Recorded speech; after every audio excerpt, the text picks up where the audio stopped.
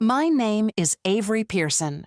I am 35 years old, and my cousin's husband is holding a sweating beer bottle like a pointer, using it to gesture at me while explaining to a small captive audience why my life is a dead end. He doesn't know that, in less than a month, his entire future, a 7-figure government contract he's been chasing for a year, is gonna land on my desk. He doesn't know that the little math job he's about to mock is the very thing that will make me his judge, jury, and silent executioner. The scene felt familiar, an echo of a much older memory. The humid Maryland air, thick with the scent of charcoal and freshly cut grass, was the same. The chorus of cicadas buzzed with the same relentless rhythm. Even the expression on the face of the man holding court, smug, certain, dismissive, was a direct copy of my father's 17 years ago. I was 18 then, sitting at the polished mahogany dining table that was my mother's pride and joy, and sunlight streamed through the bay window, illuminating the dust motes dancing in the air, each one a tiny, suspended world. I had just told them I was accepting my appointment to the Naval Academy. I had pictured this moment differently. I had imagined pride, maybe surprise, but certainly not the heavy, disappointed silence that descended upon the room. My father put down his fork with a deliberate, metallic click against the porcelain plate. He was a corporate lawyer, a man who measured the world in billable hours and favorable judgments. The military, to him, was a blunt instrument, something for other people's children. "Avery," he began, his voice a low rumble of controlled disbelief. "We have discussed this. You have offers from 3 exceptional universities, Cornell, Georgetown. Why would you throw that away for this?" "It's not throwing it away," I said, my voice smaller than I wanted it to be.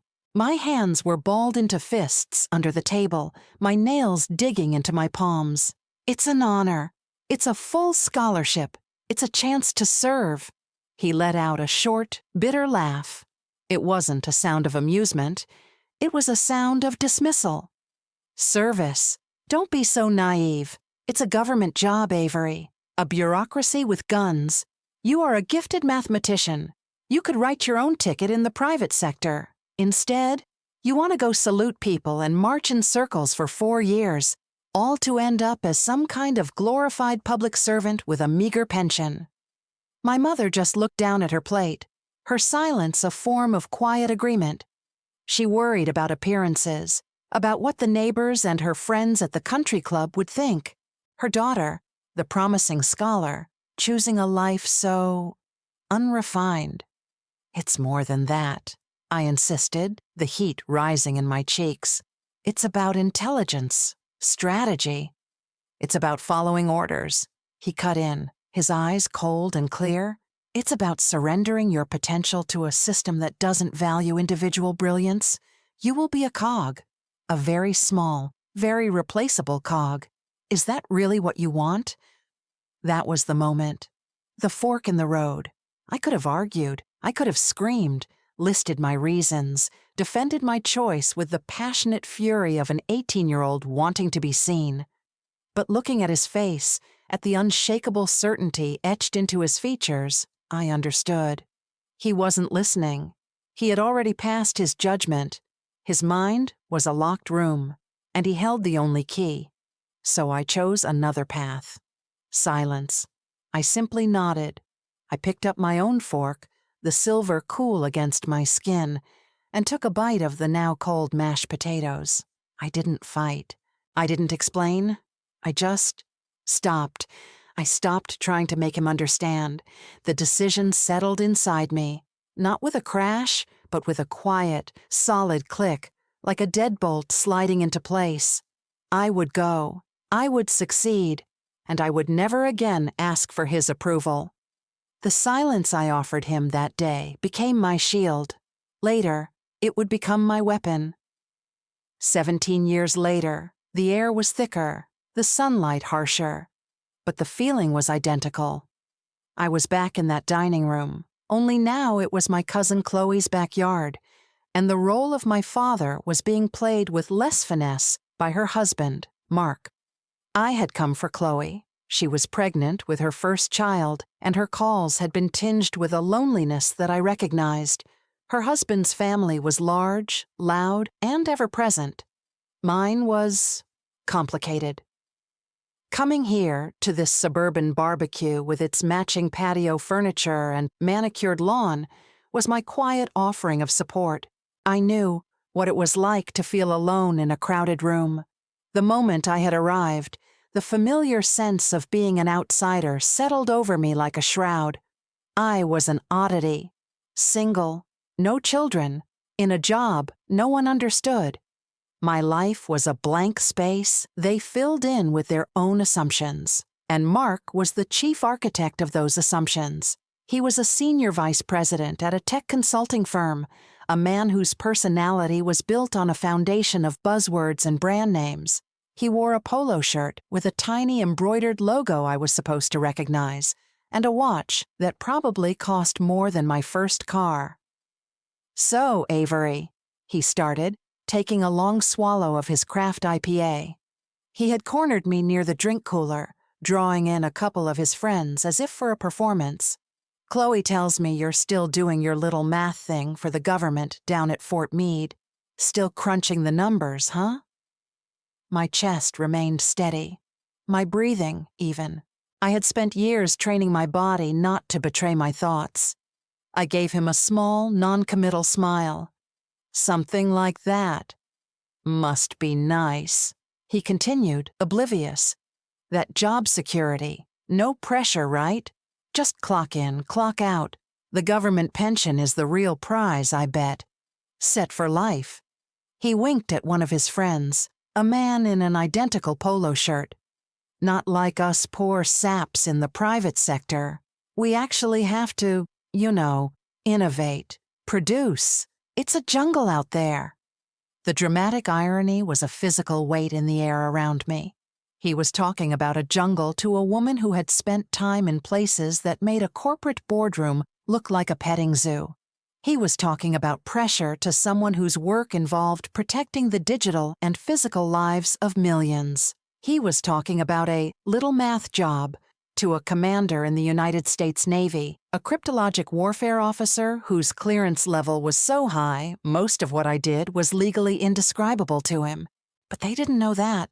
To them, I was just Avery. Quiet Avery, the cousin who never brought a date, the one with the vague, boring government job. "It has its moments," I said, my voice perfectly level.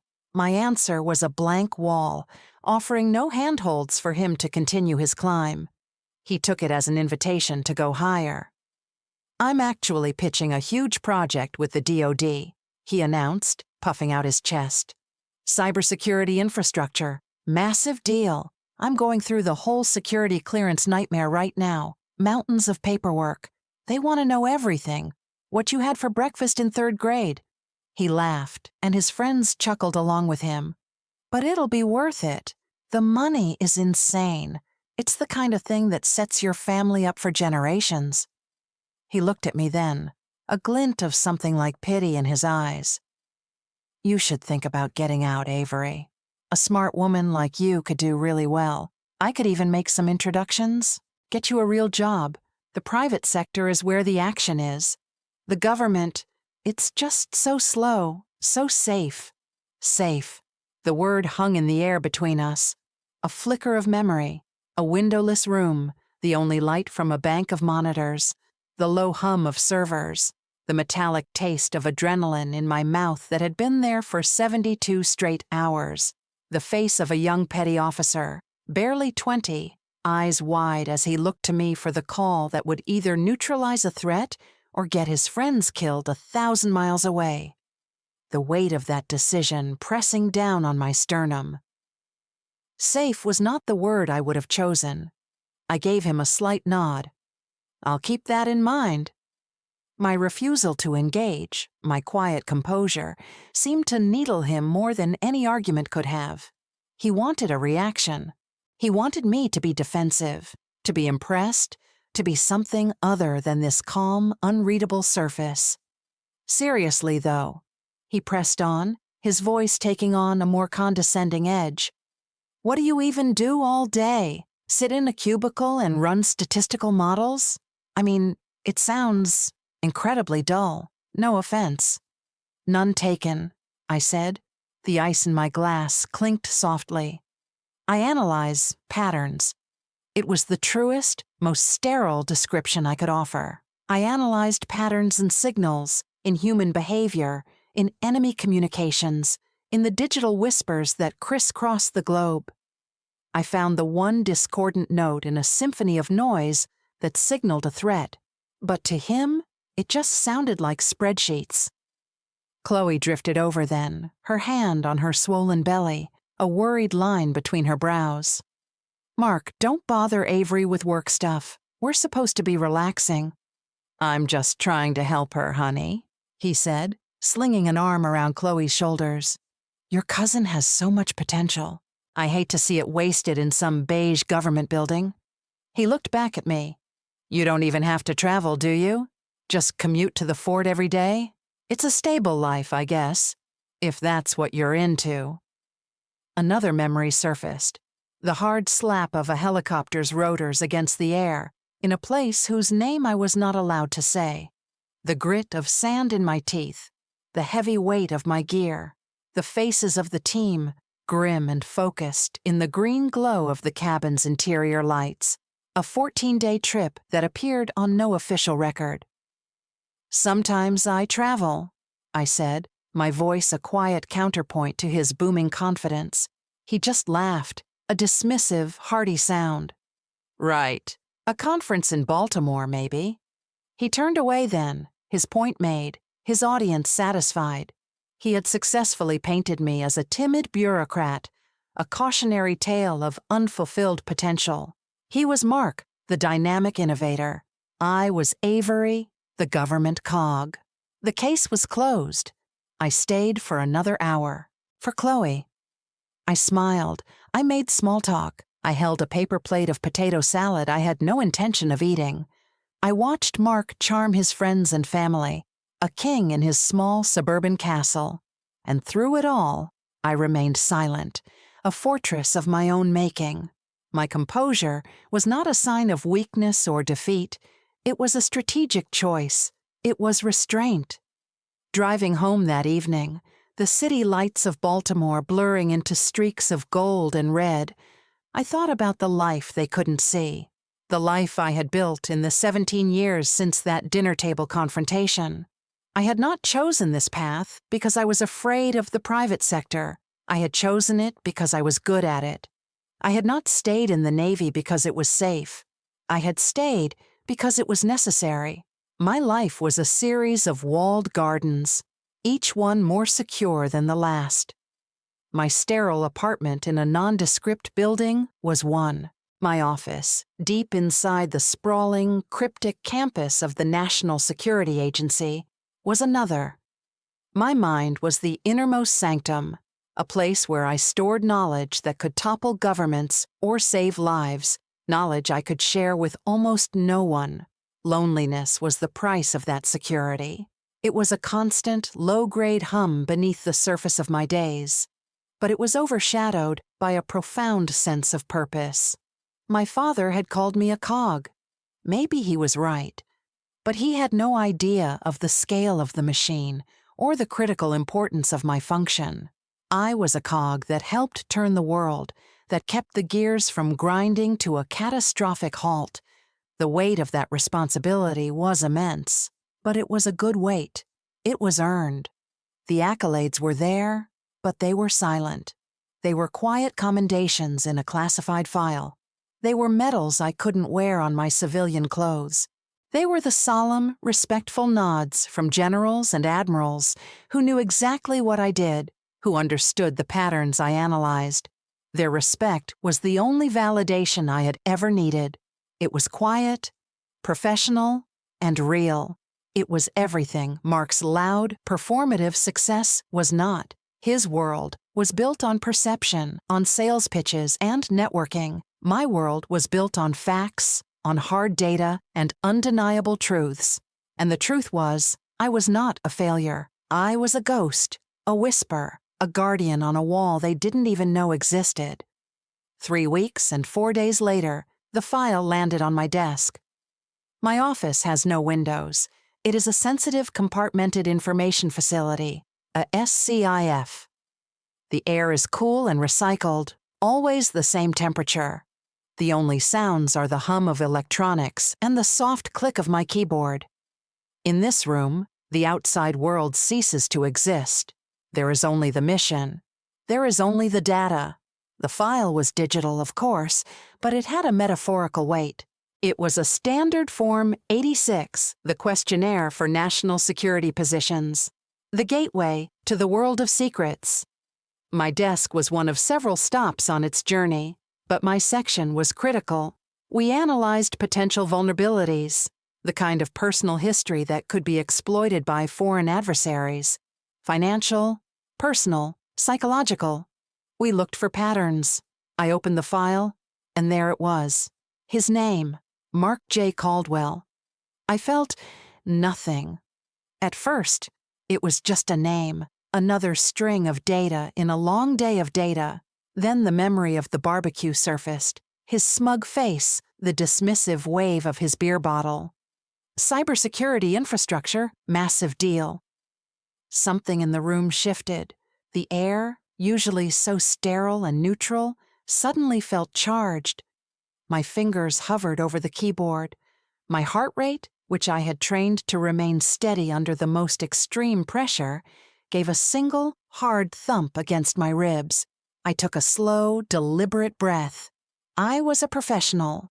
My personal feelings had no place here. The system was designed to be objective. I was an instrument of that system. My job was not to pass judgment. It was to assess risk. I began to read. I clicked through the pages, my eyes scanning the blocks of text and numbers. His life laid bare in government-mandated font. Education, employment history, family, associates, foreign travel, finances. And that's where I found it. The first red flag. It wasn't one big thing. It never is. It was a constellation of small things, a pattern. There was debt, a significant amount. Far more than his declared income and assets would suggest was manageable. Credit cards maxed out. A second mortgage on their perfect suburban house. A high-interest personal loan from a questionable online lender. It spoke of a lifestyle lived perpetually beyond its means. It spoke of desperation. Financial pressure is a classic vector for compromise. It is guideline F in the adjudicative criteria, financial considerations. Then there was foreign travel. He had listed business trips to Europe and Asia, but a cross-reference with customs declarations and NSA's own signal intelligence databases painted a different picture. There were side trips, unauthorized detours to cities known as intelligence hubs, a weekend in Prague that was not on his corporate itinerary, 2 days in Macau that were listed as a layover but were anything but. He had omitted these from his declaration. That was Guideline E, personal conduct, deliberate omission of material facts. I kept digging. There were foreign contacts. He had listed a few business associates. Our databases listed more. A series of encrypted chats with a shell corporation based in Hong Kong, a company that was a known front for a rival nation's Ministry of State Security. He was likely just a target, a fish they were trying to hook. But his lack of awareness, his sloppy digital hygiene, was a staggering liability. Guideline B, foreign influence. One by one, the pieces clicked into place. The man who had mocked my safe and simple life was a walking, talking security risk. His arrogance, his need to project an image of immense success had led him to make reckless financial decisions and to associate with people he shouldn't have. His entire life was a house of cards, built on a foundation of ego. I did not have to be malicious. I did not have to sabotage him. I did not have to lift a finger in revenge. The truth was enough. His own choices, his own patterns, had already condemned him. All I had to do was my job. All I had to do was analyze the patterns and write my report. My fingers moved across the keyboard. My report crisp, professional, and impersonal. I cited the guidelines. I cross-referenced the evidence. I detailed the specific inconsistencies and undeclared activities. I built my case with the same cold, methodical precision my father used to build his legal arguments. Subject demonstrates a pattern of financial irresponsibility and a failure to adhere to security protocols regarding foreign travel and contacts. Subject has deliberately omitted material information from this questionnaire. The combination of these factors presents an unacceptable risk of foreign influence and potential coercion.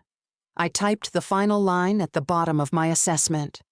Recommendation. Denial. I clicked Submit. The file vanished from my queue, sent on to the next stage of its journey, my assessment now a permanent, immutable part of its record. The chances of his clearance being approved after my report were statistically 0. That was it. No confrontation, no dramatic reveal, just silence, the most powerful response of all. He would never know I was involved.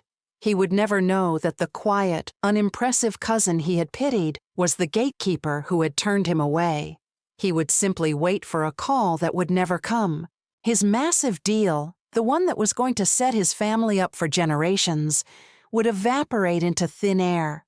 He would be left in a state of confused, impotent frustration. Another victim of the slow, faceless government bureaucracy he so disdained. A month later, my phone rang. It was Chloe. Her voice was strained. "Hey, Avery? Weird question." "Hey, Chloe, what's up?" I kept my voice light, casual. "It's about Mark's security clearance for that big project. It's stalled, or something. We haven't heard anything, and his contacts are all being really cagey. It's just gone silent." There was a pause.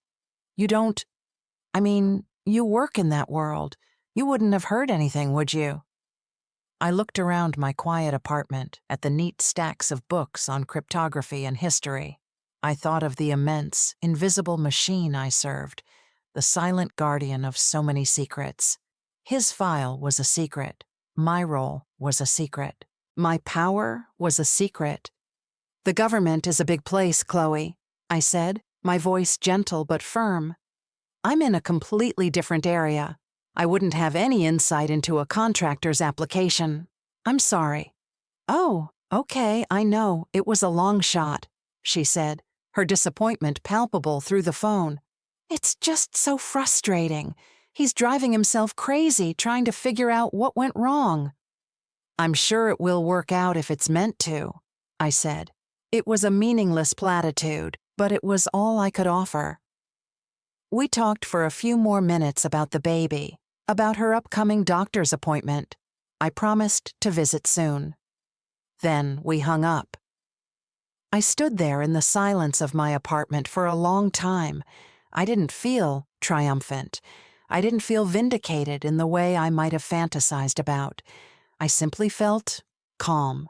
The world had righted itself. A man unworthy of trust had been denied a position of trust. The system had worked. My father was wrong all those years ago. He said the system didn't value individual brilliance. He was mistaken. It relies on it. It relies on the quiet dedication of thousands of individuals, cogs in the machine, each performing their function with integrity and precision. Their work is unseen, their successes unheralded, but the machine keeps turning. My worth was never contingent on their understanding. It was forged in silent rooms, in the dead of night, in the service of a cause larger than any one person's ego. It existed whether they saw it or not. The truth survived, and so did I.